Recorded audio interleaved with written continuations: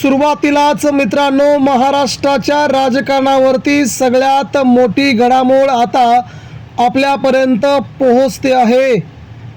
एकनाथ शिंदे यांच्याबरोबर गेलेले उद्धव ठाकरेंचे 4 खासदार थेट अपात्र. महाराष्ट्र राज्याच्या राजकारणातून उद्धव ठाकरेंनी टाकलेला डाव अखेर ठाकरेंच्या पथ्यावर तर शिंदे सेना आणि गद्दार बंडखोर खासदारांना सगळ्यात मोठी चपराक.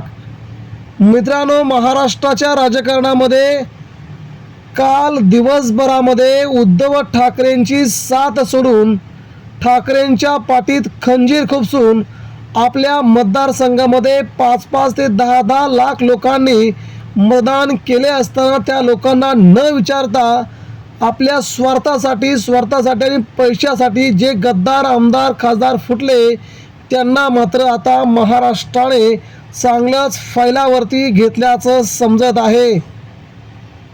शिर्डीचे खासदार भाऊसाहेब वागचौरे यांना तर त्यांच्या मतदारसंघात तुम्ही फिरून दाखवा असं सामान्य शिवसैनिकांनी आणि नागरिकांनी खुलं ओपन चॅलेंज दिलंय. त्याचवेळी नागेश आष्टीकर, संजय देशमुख यांनी दिल्लीहून त्यांच्या आपल्या मतदारसंघात येऊन दाखवावं असं खुलं चॅलेंज दिलंय. ओमराजे निंबाळकरांना तर त्यांच्या शिवसैनिकांनी शेण फासण्याचं आणि काळं फासण्याचं ओपन चॅलेंज दिलंय. मित्रांनो, ही जुनी शिवसेना पुन्हा एकदा महाराष्ट्रामध्ये अवतरते आहे आणि याला जबाबदार तेच आमदार तेच खासदार असतील, ही याबाबतची सगळ्यात मोठी बाब आहे.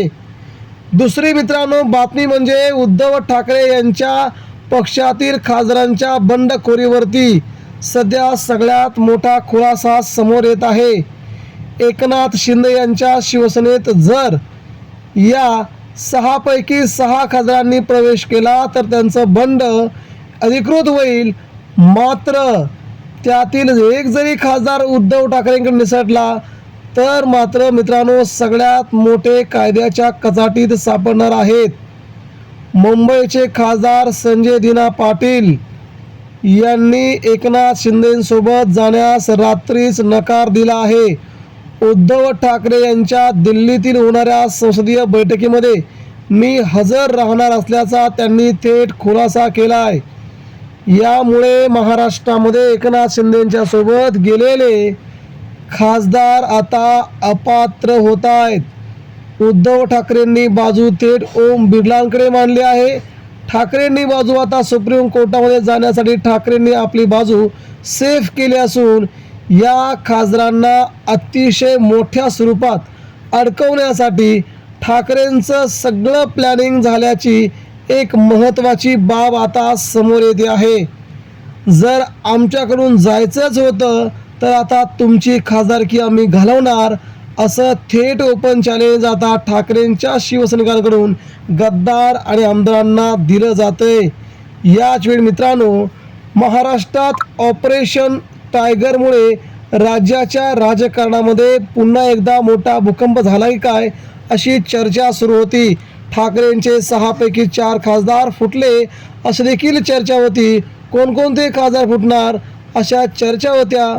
मात्र महाराष्ट्रात खासदार फुटले अशी बातमी येताच तीव्र संतापाची लाट महाराष्ट्रात सुरू झाली.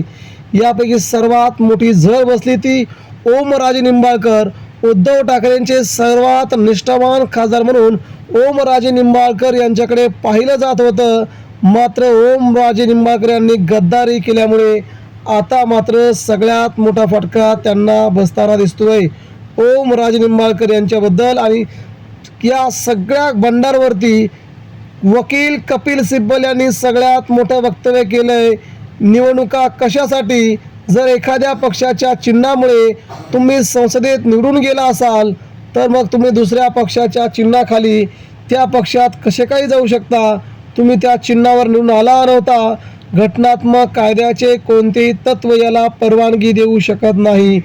अनैतिक, बेकायदेशीर, असंवैधानिक आता निर्णय न्यायालयाचा असं म्हणत कपिल सिब्बल यांनी थेट आता उद्धव ठाकरेंना न्यायालयात जाण्याचे निर्देश दिलेत आणि केस जिंकून दाखवतो असं म्हटलंय.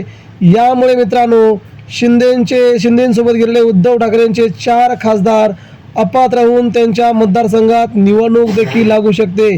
या सगळ्या घडामोडी एकनाथ शिंदेंच्या बरोबर गद्दारी झालेल्या सगळ्या नेत्यांना मात्र हा खूप मोठा धक्का असू शकतो. आता आज दिवसभरामध्ये कोणकोणत्या घडामोडी घडतात हे बघण्यासारखं राहील.